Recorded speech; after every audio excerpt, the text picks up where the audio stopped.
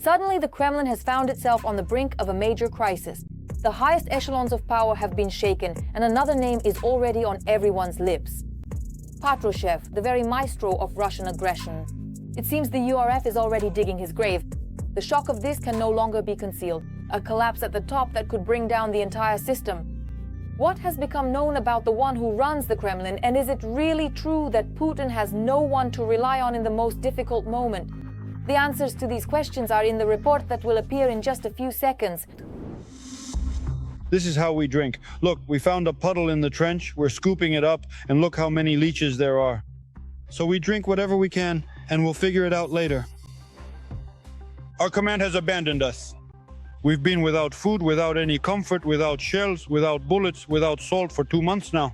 They all say, take us in with you. We can't advance because we have nothing to fight with. No, we can't leave because they won't let us cross the border. The Russian people are suffering even in the rear. Utility bills keep coming regularly so that the military machine's treasury is replenished.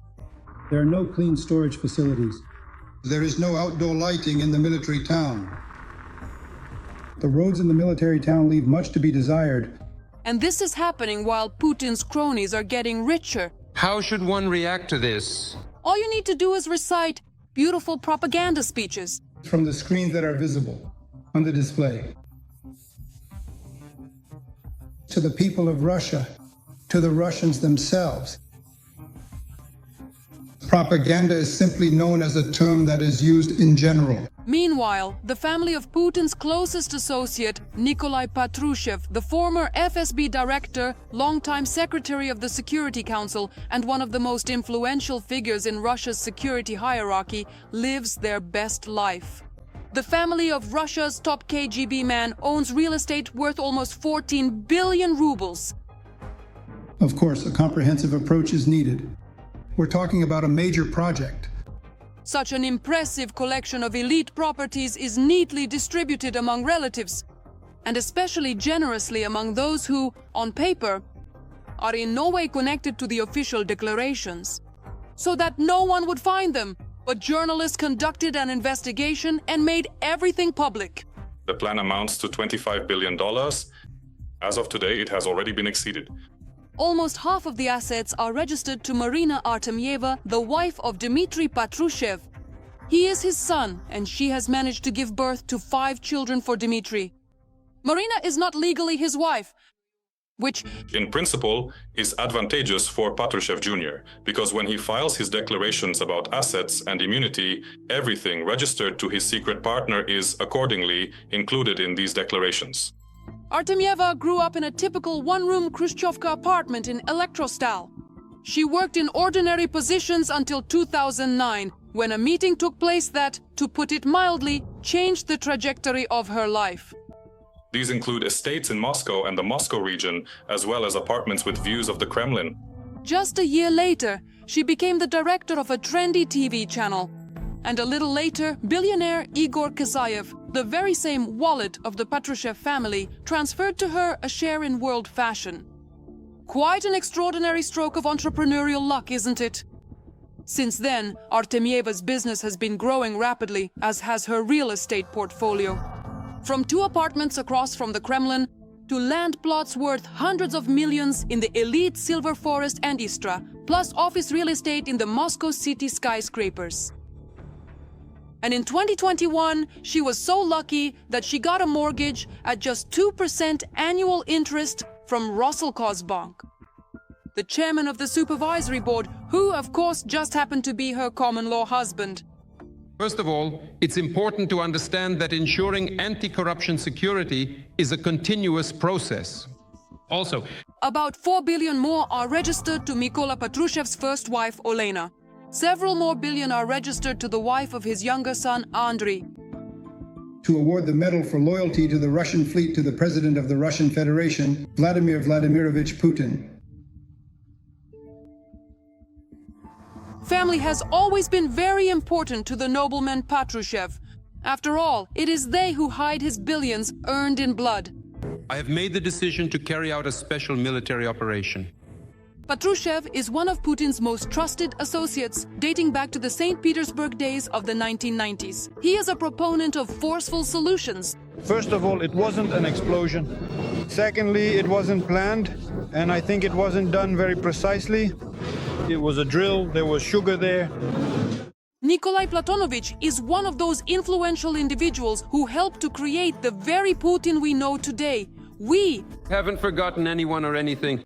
Nikolai Patrushev supports Putin's policies and helps him plunder Russia. It is Patrushev who gives Putin those very folders that conceal the real state of affairs and the deaths at the front. That's all from me for now. This was me, Darina Hatsakalo.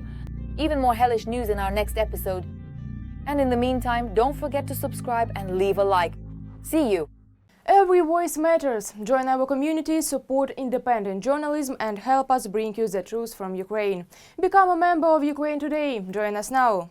An explosion in the heart of the Kremlin. The Ukrainian armed forces have raised the stakes. Drones and ballistic missiles broke through where the enemy considered themselves invincible. Moscow and Leningrad have been left without air defense, and the power switches in key areas have been turned off. Putin has found himself in a trap with chaos and darkness on all fronts. The enemy is losing control while the Ukrainian armed forces are not slowing down. What will happen next and what new strike is Ukraine preparing? Don't miss the first details in our report.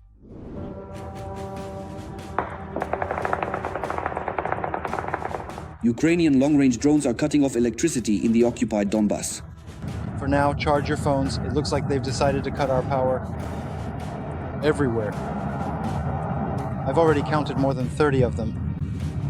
And Ukrainian cruise missiles are halting the sale of Russian oil at the port of Novorossiysk.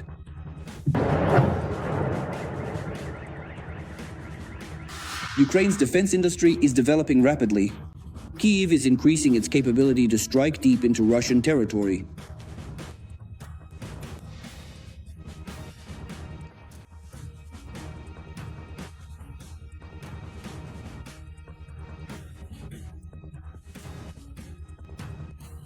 Captured some remain. This is Belgorod. There's no power at all, nowhere in Belgorod. The only argument in any negotiations or agreements with the aggressor is a powerful Ukrainian army and our own large-scale production of de-occupation weapons. In order to somehow bring this war to a deadlock for the enemy, we need to learn not only to successfully repel enemy attacks on the front line, and also to suppress their logistics and their aviation.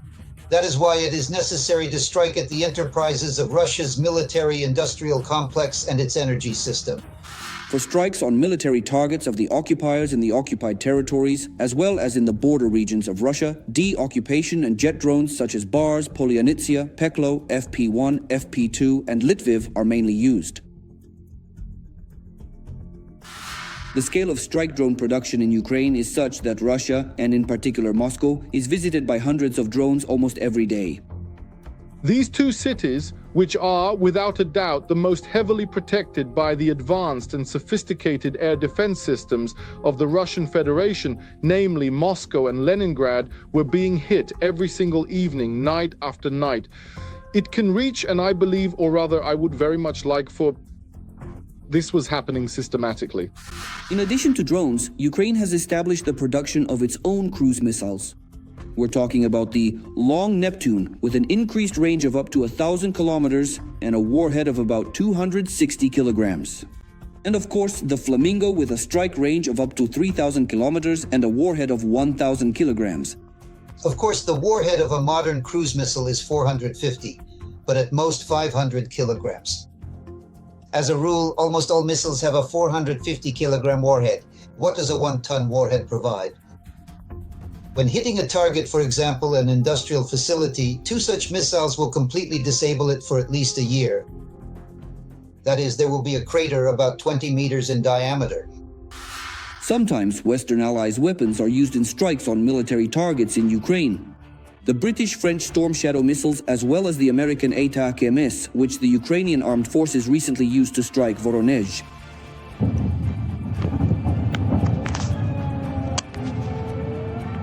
Guys, we're being bombed. Guys, we're being bombed. Recently, Russian energy infrastructure facilities have increasingly come under attack by the Ukrainian armed forces. By cutting off electricity to Ukrainians, Putin is also dooming Russians to blackouts. From taking into account the climatic features of the Russian Federation and the tactical and technical characteristics of the strikes on Ukraine, the Russian Federation is facing a harsh winter, both literally and figuratively. First and foremost, these are thermal power plants and other energy facilities that support the livelihoods of major Russian cities. Putin has effectively switched to a mode of total control. Once again, he turns to Z-bloggers to twist the truth. But the front line set their own rules. Chaos has engulfed all directions. Reality no longer obeys the Kremlin. Apti Alaudinov is once again in the spotlight while the Kremlin nervously searches for someone else to pressure. Will Putin be able to make propaganda work for him again? The answer is already on its way and it promises to be explosive. Don't miss it. Even in the West, they are now writing that Putin's regime has started hunting its own Z-bloggers. That's exactly the headline The Telegraph published. However, the internal details turned out to be much deeper. In short, the conflict broke out between those who speak about the situation at the front as it really is, and their opponents, the victory supporters, whose publications always claim that everything is going well at the front and that Russia is advancing everywhere. We gave everyone a few days, gave everyone a chance to come to their senses, those who, as they say, still have brains, to remove all the filth from their channels and to apologize for what they had already written. As for those who don't do this, we said that of course we will destroy them in the legal field through criminal charges, so that each of them is held accountable for their words, because this can't go on any longer. Chechen General Alaudinov has unofficially become the leader of everyone who at least occasionally tells the truth about the war. They both glorify Akhmat, recruit new volunteers, and even collect money for the units. However, because of their criticism, they have become enemies of the regime. The most prominent among them was Igor Strelkov-Girkin. What happened to him is well known to everyone. He is behind bars. Among the recent victims are Roman Lyokhin and Tetiana Montian, Oksana Kobylyeva. And they were attacked by the head of the pro-government ZD group, Volodymyr Solovyov, and smaller authors of channels that are part of his network. Friends, dear friends, please forgive me, but I must admit that I am currently in a state of mild simmering rage. But all the active work of forcing people to tell only victorious stories online fell apart as soon as Solovyov and his company decided to go after Alaudinov himself. Solovyov immediately disowned his own fighters, but the situation didn't end there. Alaudinov announced that the entire network faces either prison or repentance, and part of the network went to beg for forgiveness. One of the first to go was Ilya Remeslo, a well-known figure in certain circles who supported every attack by Solovyov on war correspondence and armed gatherings. He came to bow before Kaludinov, his head hanging low. I would like to call on everyone else who is still participating in the conflict, who continues to incite hatred, to sow discord, especially those who try to attack servicemen. Stop doing this immediately, because I have very precise information that certain actions have already been taken against you, and no one, regardless of their status. Connections, protection, none of that will help you. Admit it, this really sounds like the classic internet apologies you see when someone in Russia crosses the Kadyrovites. At the same time, Solovyov himself decided not to push things too far. The very next day, he showered the Chechen commander with compliments. Apti Aronovich Lugdinov, Lieutenant General, hero of Russia, hero of Chechnya, hero of the DNR and LNR. If not, then he should be. A brilliant Russian general, an outstanding religious thinker, a person of phenomenal integrity, my close friend. And this, it seems, at this stage helped the king of Z propaganda stay on the throne, at least for now. The main message of Lugdinov's next video was not retribution but reconciliation between the parties. However, not without a hint that if the attacks from Solony's henchmen don't stop, they definitely won't get away with it. They won't get away with it. The teams that will lead our country to our shared victory need to unite already, because only by coming together as one can we truly achieve our goals.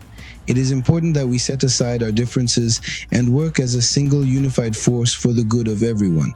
And all this talk, this chatter, should be left at home, since endless discussion and unnecessary arguments only distract us from what really matters most. Perhaps the only pro-government propagandist who wasn't intimidated by the threats from Atashka Akhmat was Anastasia Mironova.